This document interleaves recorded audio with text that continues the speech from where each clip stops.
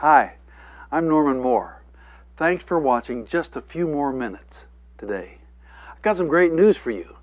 According to John's Gospel, chapter 5, you and I can experience a brand new beginning regardless of what's gone down in the past.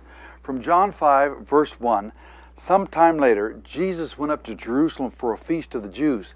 Now there is in Jerusalem near the sheep gate a pool which in Aramaic is called Bethesda, and which is surrounded by 5 covered colonnades. Here a great number of disabled people used to lie, the blind, the lame, the paralyzed. One who was there had been an invalid for 38 years. When Jesus saw him lying there and learned that he had been in this condition for a long time, he asked him, "Do you want to get well?" "Sir," the invalid replied, "I have no one to help me in the pool when the water is stirred. While I'm trying to get in, someone else goes down ahead of me."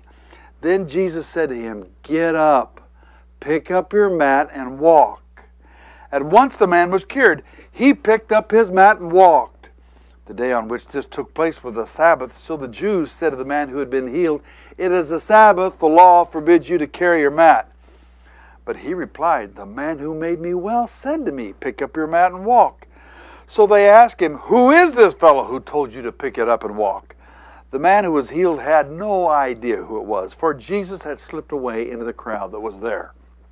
Later, Jesus found him at the temple and said to him, "See, you are well again. Stop sinning, or something worse may happen to you." The man went away and told the Jews that it was Jesus who had made him well. This scripture here today tells us the good news that regardless of our past, when Jesus passes by our life and connects with us, he gives us the opportunity for a brand new beginning. This fellow had been in bad shape for 38 years, but one day Jesus passed by where he was, connected with him, and gave him the option. He didn't force him to his feet. He said, "Do you want to get well?" Some people stay the way they are because that's the way they like it. They don't want to make any effort to change. But this fella concluded, well, man, if it's ever going to happen, it's got to happen sometime, and it's got to happen someplace. Let's go for it. And he made the effort to get up. The Bible says immediately he was cured.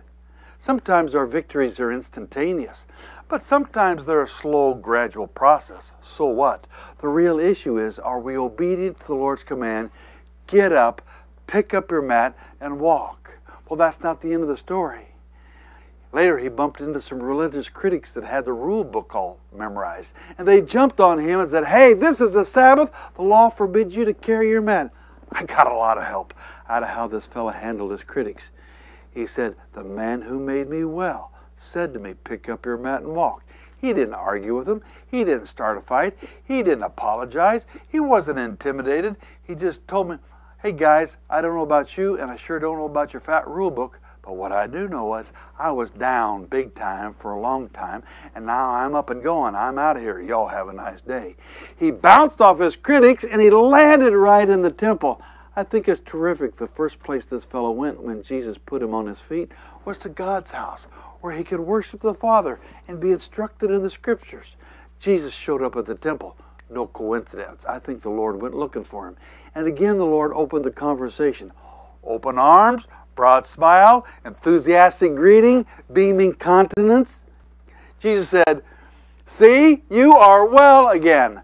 Stop sinning, so nothing worse may happen to you." Then the fellow left the temple, and he found those guys who were hassling him about breaking the rule book, and he testified to them and told them it was Jesus who had made him well. How does this apply to us? Well, we all have our past. We all have our sins and habits and hang-ups and needs and difficulties. This fellow was in a chronic condition for 38 years.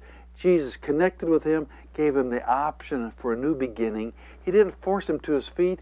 He acknowledges our personal freedom of choice and says we have the opportunity to choose. Are we going to stay the way we are, or are we going to take advantage of a brand new beginning?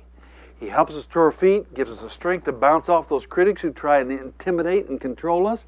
Then he shows up to affirm and congratulate us on our positive new beginning. And that can happen for you today. God bless you. Thanks for watching. Glad to be with you. See you next time.